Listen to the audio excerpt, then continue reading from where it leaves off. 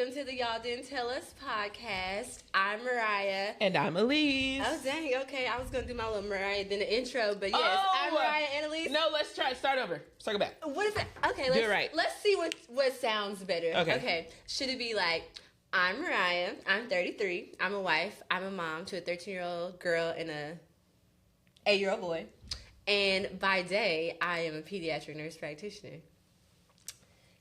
I don't know what I am by night, so it's your turn, Alysse. My name is Alysse. I'm 33. I'm a wife. By day, I'm a director of special education programs. And by night, I think I want to be Tinkerbell today. I really want to say what I am by night, but it's just not going to land well for anybody. So you have to make it cohesive. Okay, you're Tinkerbell. What is she, a Disney character? I'm Tinkerbell because I fell into a hole of watching Peter Pan at Disney World last night. Oh, that's fair. So little things, like random things like that. Like I thought Tinkerbell. I should say I am Martha Huvier because I've been obsessed with watching Nick as the Grinch on TikTok. I thought you were going to say Stewart. No. So I should have said I'm Martha May Huvier. Okay. By day, I'm a pediatric nurse practitioner. I'm trying to talk myself up to it. By night, I'm Superwoman because I have to carry all this stuff on my back. Well, okay, so yes. Yes. No, I mean like the world. Yes. Yeah. You're right. Well, welcome back. How was your week, sister? It was great. Okay, so this week was my hospital week, and you know my hospital week is a lot. However, there's only one black doctor that I work with, so it's me and her. We're the only black people. And I've worked with her 3 times in a row. That means this ain't gonna never happen again. Like, we're never gonna be together again. Aww. But it's been a really good week. Hospital weeks are really long and tiring. But I cooked almost every day this week after the hospital. I was a great mom this week. That means I did not yell. It doesn't mean you're a bad mom if you yell. I was just joking. I was really patient this week. Somebody must have slipped something in my food. I had a good week. I love it. Yeah. I also had a good week. This week I was very, very... There are weeks at work where it's like, okay, I'm at the computer and I'm creating initiatives for the teams. And then there's weeks where I'm in meetings all day, every day, and I'm on campuses all day, every day. And that was one of these weeks. So it was a out of office week for me. Are those better? Like lighter? It depends on my mood. It literally depends on how I wake up. Do I feel like some days I'm ready to go to the computer and like knock out trainings and plans and all this. And then some days I'm like, okay, yeah, I want to be on campus being a guest admin for the day. So it just depends on how I wake up. Do you feel like that's the case for everything though? Yes. Yes. Oh. Remember last episode we talked about like we were intentional about planning our coffee date and blah, blah, blah, or being intentional about planning things. There are days where I wake up and I'm like, I'm not doing any of this. I don't want to do this. And forcing myself to go. So it wasn't last week. About not wanting to do anything? Yeah. No, it wasn't last week. Last week I woke up and I was like, yes, we're going to coffee. We're filming the pod. We're doing this and this and this. Yeah. So I was ready. Some mornings I wake up and I'm like, I don't want to do. Yeah. I want to lay in the bed all day. Yeah. But I have to get myself up and do it. So it really depends on the day how I wake up. You know what? That ties me over into our candid conversation. I think I have 2 now that you said that. The turnaround spirit in me is strong. Explain. It takes one minor inconvenience, and I mean 0.1 of an inconvenience for me to be done with everything. I don't want to do it. I don't want to go. I don't want to be here.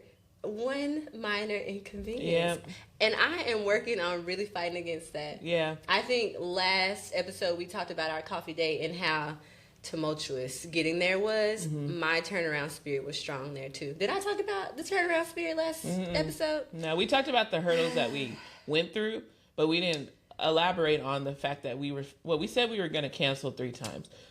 Yeah. But we didn't elaborate on the fact that we were reversed on 59 going home. I will literally be in the car and I'd be like, this is a bad idea. This is not sitting well in my spirit. It feels like I'm doing a lot. I'm turning around. Yeah. Same. That's insane though. Let me tell you, we don't talk about the millennial spirit to go home. So we don't talk about like when we go somewhere downtown and there's no parking, I'm going home. I'm not finding parking. Yeah. If there's not a parking lot and I can whip my little car into that parking lot and whip into a spot and walk into a venue, yes, I'm whipping home. Invite me somewhere. I'm going home. Yeah, invite me somewhere where there's a parking lot. A parking garage will do. A valet will do. I'll pay the people. Yes, but I will pay a valet. If I got a parallel park, or if the parking is just like not real clear, like if there's a lot, but it's like down the street, around the corner, you don't really know where you're supposed to park, you might get towed. I don't like that. Is that protecting our peace? I feel like yes. I feel like the boomers would be like, y'all just don't like a struggle. Y'all soft. Y'all, yeah. I am soft. And why is it a problem? I don't know. I didn't mean that. I segued your candid conversation. No, this is what the candid conversation is about. All these segues. The turnaround spirit is strong, especially when the spirit has already been shooketh. Now, let's say you woke up, you were having a dandy day, you were having you were getting things done, you were productive. That one inconvenience would have been like, okay, fine, whatever. But on a day where you have someone who is unhoused dancing in front of your car doing this, you are done. Where are you coming to though when they do that? Where they want you to come to? Exactly, because I'm not getting out of my car. What do you mean? I don't know though, because when I say it's strong, I mean everything could be going right, all the dominoes in place, and one thing. It depends on how I feel. That's true. Because I think I just be trying to be peaceful and just mind my business so much. I'm crying. That when something comes along and knocks me down, I'm like, this is too much. I'm crying at that. You're right. You're right. It depends on how you wake up. The turnaround spirit is strong, but we're trying to work through it. We are working through it because I made it to coffee. Yeah, and like I had to go to an event and I circled the building twice looking for parking, and I found parking. Typically, I would circle the building once and then take my behind right on home. I'm done. So 2 times was great. We had another candid conversation we're going to talk about, but it's okay. Why? I forgot what it was. LOL. And we have to circle back for the next episode. Moving into... we do. Also, if y'all follow me on TikTok, my 3 followers, do y'all recognize my pullover? This is my comfy, cozy, and curly pullover that I got from my stylist at Sweet Styles. Super cute. I always have to make mention of this because it's so comfortable and it's cute. I love a crew neck. I'm really into crew necks. I am a crew neck girly. Yeah. Like, I don't want a hoodie. I want a crew neck. Yes. And then when my neck get cold, it's just going to get cold. Yeah, and I wear it to work under a collared shirt. Over. Oh, yeah. I'm really into collared shirts and crew necks right now. Or sweaters. Mm-hmm. Like the one I had in the last episode, I typically wear with a collared shirt. But period. I didn't want to be too hot. Anywho, moving on. Ooh. This is Alysse's episode this week. I love that. But first, we're going to do When Life Felt Lighter. Oh, okay. Yes, remember our segment. Beginning. It's our segment discussing when life was nostalgic. I mean, the nostalgic times that we come across when life felt all fun and cozy inside and we did not need a reason to feel joy. So here's what we're going to talk about today. I want to discuss a nostalgic... Okay, so when I was thinking about this, I was like, well, everybody might not have experienced this. And so I do need to be a little cautious, but I want to talk about a nostalgic Christmas. A tacky Christmas. Like a 90s Christmas. Oh, like without the decorations everywhere? Without all the matchy, without all the gift wrap having to be the same color and the same pattern, with velveteen ornaments on your dang on Christmas not tree. Not velveteen. Yeah, all that. We didn't need all that. Why you hating on velveteen? Oh, brother. When it was like a white Christmas tree with every color ornament on there, and it was just with the colorful, the multicolored lights.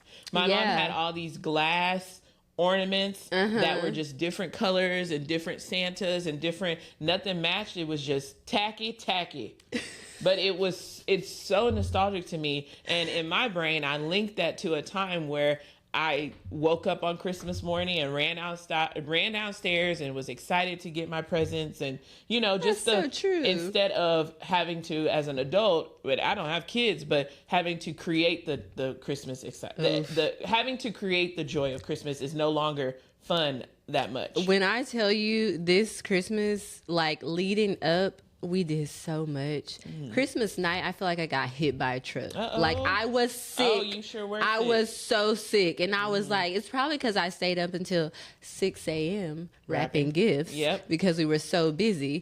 But anyway, no, I agree with that. Like when life felt lighter, Yeah. I think it links. That's another time where I'm like, I guess growing up, I enjoyed Christmas, but now it's just like, it could easily become just another day. And I'd be like, here's your gift. Yeah. Moving on. You have to, Miss Kev on stage said that when you become an adult, you have to create the Christmas joy now. That's instead true. of it just being natural as a child or a teenager and just your parents or whoever, is there to create it for you. Yeah. You have to be intentional in creating that for you. So like, it's a lot too. Yeah. It's a in lot. my house, so we are doing, this year we did more of like a homey Christmas. Next year, I think I'm going to go all out at tacky Christmasing. I'm a tacky Christmas it up. I'm doing the multicolor lights outside and everything. The multicolor lights are coming back. Yeah. We're doing it tacky and we're doing it all. I'm putting cookies out for Santa. I'm bringing it in. I mean, with just me and my grown husband. Listen, I'll come eat the cookies. I'm not that joking. That is so weird. Please. But that's when life felt lighter. Okay. The literal warm fuzzy feeling inside. We gotta bring it back. Whenever I think about my childhood Christmas, I think about we had this big white Christmas tree.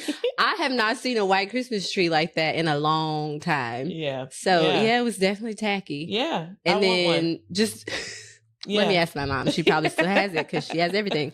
I think being the adult having to create the Christmas, I definitely felt, like you said, it's like, this could just go away and it would be fine. Yeah. But you do it for the kids because you know that they like it and it's really for them anyway. So even with the gifts, me and Austin are like, you don't have to get each other nothing, or we don't have to get each other nothing. Like, just get the kids stuff. Because also, like, we get stuff all the time. That's true. And so do the kids. But I think the traditions that we have created, they expect stuff. Yeah. Like, and I don't even think about the gift part. Yeah. I want the feeling of like sometimes we'll try to go out to like that Santa Wonderland in College Station or like things like that where it's like, oh my goodness, Christmas time. Outside of, instead of every day going to work, coming home, cooking, going to work, coming home. Give me something to look forward to, please. Me and my dad on Christmas Eve used to go to Chick-fil-A and get a nugget tray because it would Why can I never talk on here? Y'all gonna hear me and see me do this every episode. Every Christmas Eve, Chick-fil-A closes early. So we would get a nugget tray and that would be our little outing. And then we would have a little not even like a big party, but just we would have some little appetizers and just enjoy Christmas time. Yeah. So I just wanted to think back on that and just the nostalgia of it all and see, and I'm currently just thinking through ways that I can create that in my current family structure with my parents and my brother, because there are no children. We don't have kids in our family yet. So just how can we create those feelings in this season? So yeah, that was fun. Okay.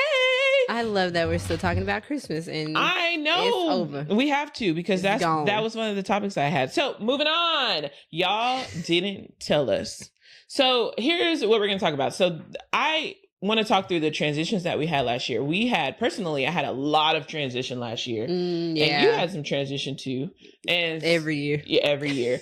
And so focusing on the fact that proximity does not equal connection in relationships. Ooh, that's good. Because I had I guess because I was stagnant for so long in certain areas in life, because I would see people every single day, because I would be around people every single day, you establish this connection and then you become friends. And then you find yourself hanging out with them and going to happy hour with them and doing that. But then when you leave that scenario where you are with people every single day and you go to another scenario, why do only some of those relationships stand? Ooh, I don't know. Because this has happened to me several times. See? I have been in the medical field a long time, but I've worked at various different places or units or whatever. And I think on each unit, like I would have my little core group, like we were real tight, hang out, like text, all the things. But yeah, then when I moved to a different area, it like starts over with a new group of people. Why?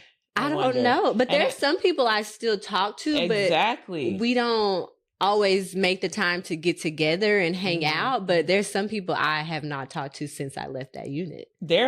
So in my world, I started at a school and I was at that school for a very long time. And there are two people that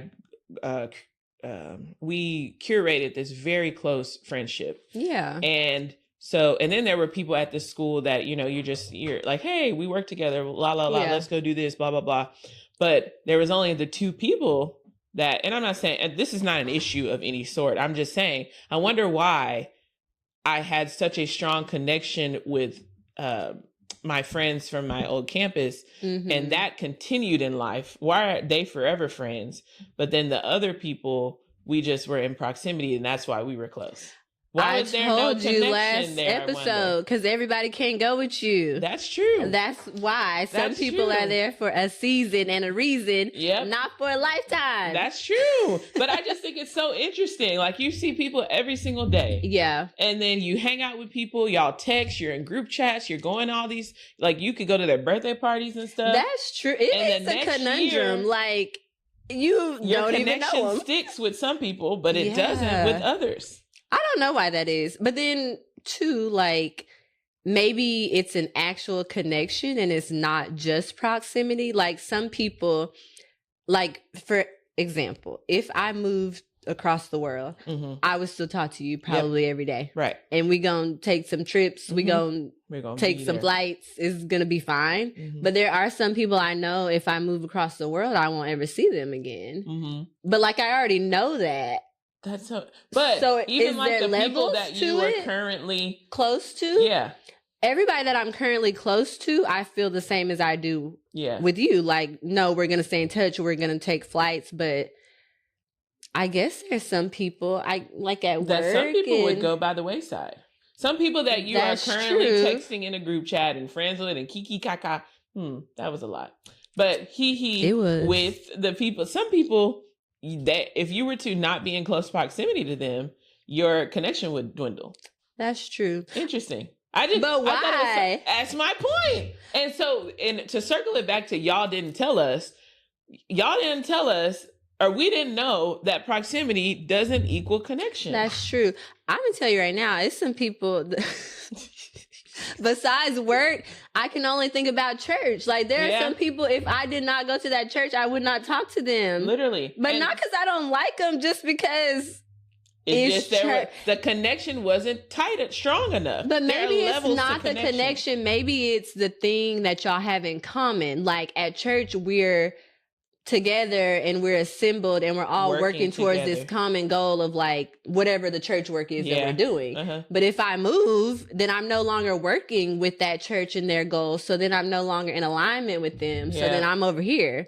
But maybe same thing for work. We're sharing any type of relationship, common struggle, a common schedule. Like we're dealing with the same people, the same outcomes. So like maybe we're connected, just not like at the heart. We're connected the levels to the connection. Yeah, we're connected by circumstance. Yes, that's it. That was good. Y'all write that down. You can be connected at the heart, or you can be connected by circumstance. I like that. That's a title. Is that a title? I like that one. How are we going to title our episodes? We talked about that, and then we I ADHD'd, I think. We talked about that, but then we switched. Something happened. I don't know. Are we going to do like y'all didn't tell us that proximity doesn't equal connection? Yeah. I don't know. That. We'll figure it out. I like that. YDTU ... Then period. Title. I love it. But anywho, because I was just because of the season in life that I'm in, I have had so much change. Oof. And so it got me to thinking like I'm no longer in proximity to some people, and it's not like I'm purposely exiting people out of my life. Sometimes that's a good thing. Listen, but the connection we just dwindled, and I think that's so interesting. And then too, I think You're only one person. Period. Like, I don't think we have the capacity to be in close connection with that many people simultaneously. Right. So I think the ebbs and flows of life, that has to be taken into account. Like, when I'm going over here, I'm doing this. Sometimes I might lose connection with certain people, or it could just be a different season, like you said, in life that you're in altogether. Yeah. Some people are not meant to be in that season. And then sometimes people come in during a season and they stay forever. Mm-hmm. Like, I feel like we came into each other's lives at a later season, but I don't plan on leaving. Right. So that's good. But I feel like a natural connection of people. Yeah. I feel like if you get a job today, a new job, you're going to connect with somebody. Mm-hmm. And then if you get another job, it's going to be somebody that you never talk to again. Right. I think it's just natural. And it hasn't affected me, but I'd like to put my shoes on other people's feet. And I wonder if there are people that are out there like, dang, I don't talk to Alysse anymore. Yeah. I wonder about that too. But then I'm like, it goes both ways. Yeah. Because you don't talk to them anymore, but they also don't talk to you anymore. I'm okay with it though. And then that brings me to a question like, whose responsibility is it to maintain a relationship? The person that leaves or the person that stayed? But do you have But does it even matter? Well, I'm just saying if you want to. Oh yeah. If you want to, the person that wants to needs to put the effort in. But shouldn't it be just like a two-way street? Because if someone wanted to keep in contact with me, then you need to try to. What am I supposed to do? I'm okay with which this sounds so bad. I know. That's not that it is that. I'm just asking, like. I think I was okay with moving on in life, but I would also be okay with curating some type of connection that if someone wanted to continue the connection with me and they put the effort in, I would return the effort. But I'm also okay with moving on. And like right now I'm in a season of wanting to uproot from one area and plant in another area and meet all new people. Because I feel like I've exhausted all of my relationships here. I know, not exhausted. That's not the word. Don't make that face, first of all. She ain't talking about me. I don't care. I mean, like, I know everybody around everywhere. Yeah. Like where you live. I want to form new relationships, meet new people. I'm okay with that. Yeah. And so it's like, we will speak in passing and all that. But I think it's a different experience too for you because you, if it's okay to say this, if not, we can take it out. But you live where you grew up. Yes. Like the same exact city, the same exact 5-mile radius. Yes. So I think that's a different experience than me. I live a completely different city, 3.5 hours away from where I grew up. And then when I first got to Houston, I lived in like the Med Center, and then I lived in Tomball, and then now I live where I live now. So like I've met people along the way, and some of those people I still talk to, but I think it gave me an opportunity to be like, oh, okay, like I have this group of friends over here. Yeah. I have this group over here. Some of these people I don't talk to, but like, I don't know. I feel like you didn't get that experience because you kind of lived, grew up, worked. Yes. Everything is there. And I think people, and I tell this to a lot of people, I'm ready to just uproot and leave. And a lot of people are like, why? I don't think people understand that of like, I went to college and I came back. Did you always have that desire though? To like, no, I never had a desire to leave. So, but until I was complacent. I was fine with working 10 minutes from my house. I was fine with going to church 5 minutes from my house. I was fine with living across the street from my parents. I was fine until I was given the opportunity to expand my wings into another working environment. And I was like, oh, I'm meeting new people. I enjoy the newness. Life? Yeah. So now I want newness in every aspect of life. Yeah. And it's been a domino effect. And I honestly think the trials of last year prepared me for the change and to welcome newness. Because everything happens for a reason. I think so. I told you, girl. I said go. I think that it was how he laid it out. God being he. Won't he do it? Laid it out. And I think that's exactly, and I'm in this season of wanting newness. Yeah. And even like driving, like I hated driving 40. If it was 30 minutes, I ain't going. I'm not going. I have never understood people like that grew up in the Houston area that are like, I don't want to drive. Because we're suburbia kids. What? Some people are suburbia kids that are within their 10 mile. First of all, we are completely off of topic. No, it's working. I mean, it's going to stay. I'm just saying we did not stay on the alignment of y'all didn't tell us. Anywho, circling back, people that live within a 10-mile radius, they don't have to drive far. So I don't believe it. Until I had to start doing it. Like when I started working somewhere else, I had to start driving to different areas of Houston. And I was like, oh, that's not too bad. Now I'll get in my car and drive 40 minutes without blinking. Two things. First of all, I grew up in East Texas. Mm-hmm. Everything, you can get door to door everywhere in 20 minutes. Oh. So I guess it's like suburbia experience. Like, but you don't have to drive far. And went into newness. So my second thing was I never wanted to stay in East Texas. I always knew when I was a kid, like, I'm going to go to college away from here. I'm going to move away from here. When I graduate college, I'm not coming back here. Hindsight, I should have went back home and stayed with my mama and daddy a couple of years after I graduated. Yeah. I do support that. Y'all look into that. Move back home. The other people are letting their kids move back home. That's right. And letting them stay. And letting them stay. But I think my parents would have let me stay. I was just so like, I cannot see myself living in East Texas, so I'm leaving.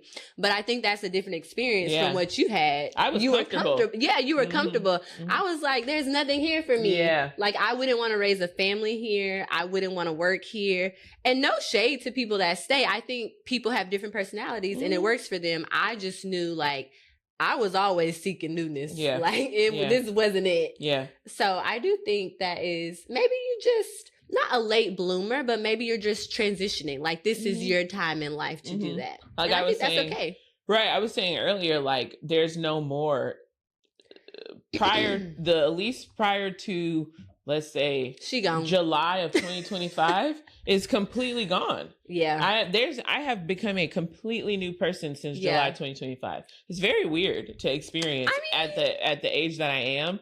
But I'm excited for it and it's fun. But that led me, and just to circle back, that led me into thinking, oh my goodness, proximity. When I start to leave and I'm not coming back.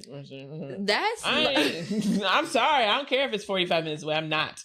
And then only to go to my parents' home and then to drive back to where I live currently. You forgot church. Why would you say that? Yes, to drive to church and drive back home. Wherever that may be. We can carpool.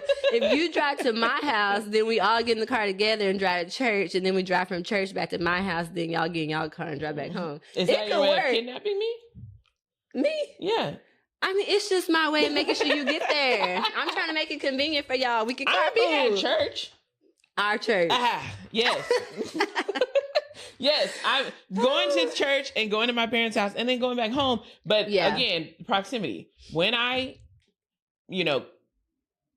separate myself. Yeah.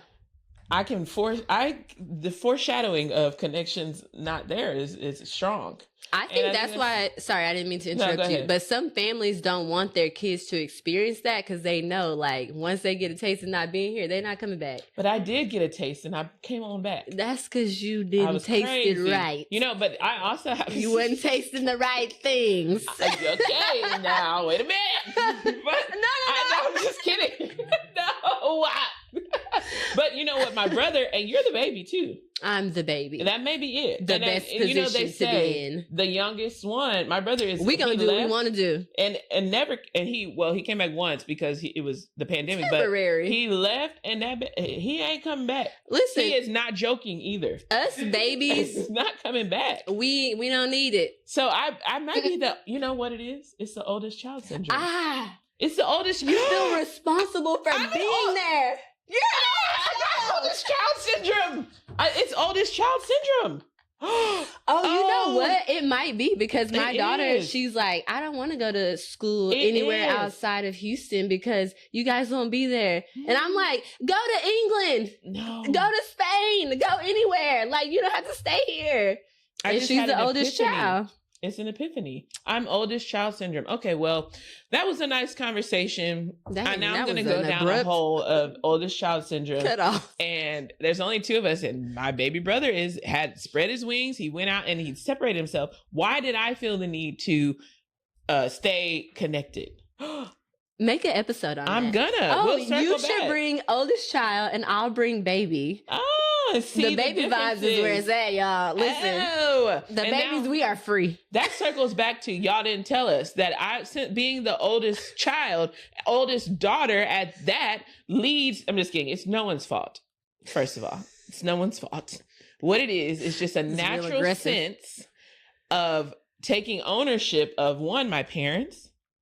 I don't know why I feel like I have to be near. No, I feel like I have to be near because they're not always, going to be here. Oh, my sister has said that too.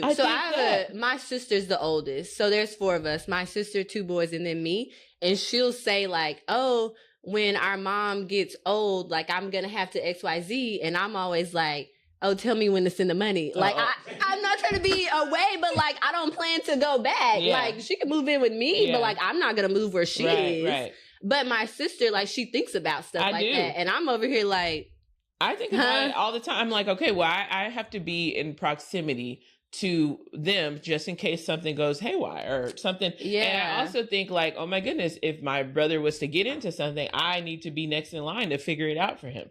I think about those types of things all the time. I'm crazy. The babies are at peace. I can't stand a baby. I think about me. No, I'm just playing. Okay, we're going to circle back to that. We're going to circle back to that feeling of... Your position in the... What is it called? Positioning myself for the future. Oh, I thought we were talking about like... Oh, just kidding. Where you... No. Like where you are in your family structure. Yeah. And that leads into why I never left. Yeah, and how that impacts you thinking about the future. We probably made it a lot deeper than it is. So. I mean, always. I probably was very comfortable. I was just comfortable and didn't feel like it. I'm almost positive that's probably it. No, I think it's other things. Underlying. I need to go see a therapist. Always. I need to go see a psychiatrist, actually. Yeah. Mm-hmm. Okay, well, there's that. It's our job to think deeply because some people might not think about this. Yeah, but I am, to end it, I'm very excited about severing my proximity to a lot of things. Dang, and starting new. Intense. Well, she's going to sever it. Sometimes you got to do what you got to do. And starting new. And I'm so excited about it. It's so weird. I've been talking about it all the time. I can't wait. I'm excited for you. I hope that was a great little segment about some things that we just didn't know or didn't realize in life. Yeah. I love it. Period. I sure wouldn't think about that. I'm crying. Here's something I want to talk about, and this is so random. You know who Christy Sarah is? Nope. The girl who does the pranks on her husband, and this is old news, but we didn't get a chance to talk about it last week. Mm-hmm. They're from Houston. They're both beautiful, mm-hmm. Christy and Desmond, mm-hmm. and they have 2 children, and they became really, really big because she was very goofy. She did pranks on her husband, mm-hmm. and she just filed divorce. She just filed for divorce. This is not where I thought this was going. She just filed for divorce for infidelity. She said, Desmond, you're not really invested because you don't know them. I am invested because when you know paint this big picture of these people like being successful and then you're like, they got divorced. Like, what? I want to talk about it. I don't have anybody to talk about it with. You just talk to the pod about it. It's devastating. Well, anywho, anyone that knows Christy and Desmond, they're a beautiful couple. They just bought this big, huge house, and it just proves that you don't know what's happening in the background. And I don't want it to be true, but I know it's true because I looked up their files. Oh my gosh. Listen. Y'all don't do nothing y'all don't want to find out about. My gosh. She filed for infidelity. And now I'm like, Desmond, how could you? I'm glad you got that off your chest. I'm so sad. And I don't know their life. I don't even know them. But like, I was invested. That's why you can't be invested in folk. Because you never know. You can't.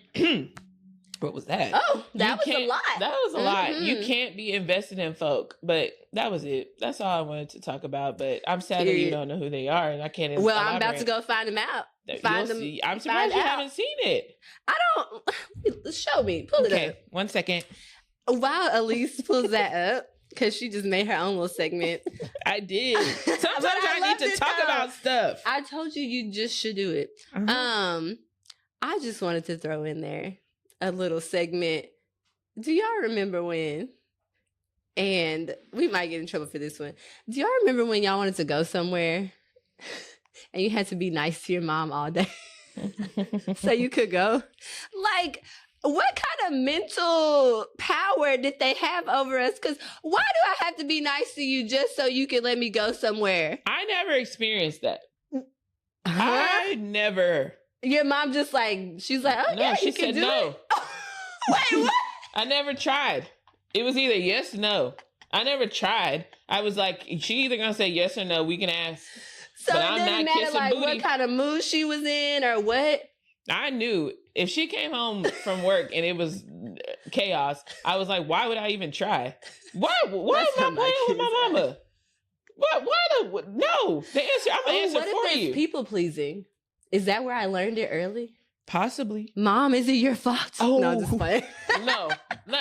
I never tried to be, I never experienced trying to fluff my mom up. It was always a yes or no. Maybe that's what led me to, as an adult, I'm not doing nothing extra. Like, I will not, like at work, in life, I'm not kissing nobody's butt. No, I don't care. I also am that. But and I'm thinking like maybe because when I was younger, I had to be nice so I could go somewhere. I don't give a crap. If I can think back on it, why wouldn't you know them? Gosh. Because I try to watch my own coins. Fine, bye. But I do love a good story. Not the divorce part, but the part before that. It's just a shock. Yeah. When I saw it, I was like, but anywho, circle back to this. I don't recall ever fluffing my mom up. I was just like, Mom. I can still remember it. One time, me and my cousins washed the baseboards. Stop washing baseboards. We must have. You know what? I think somewhere. It's because my mom she never wavered. No, she doesn't. She gonna call it out. She gonna be like, "Why are you washing them baseboards?" Oh, I can't. What do you want? That. Like, why you can't just let me butter up in peace? She doesn't allow for it. She's gonna be like, "What do you want?" Call you out. Yeah, she will be like, "Why are you don't wash baseboards any other Saturday? Why what doing are you doing it today? You must want something." No.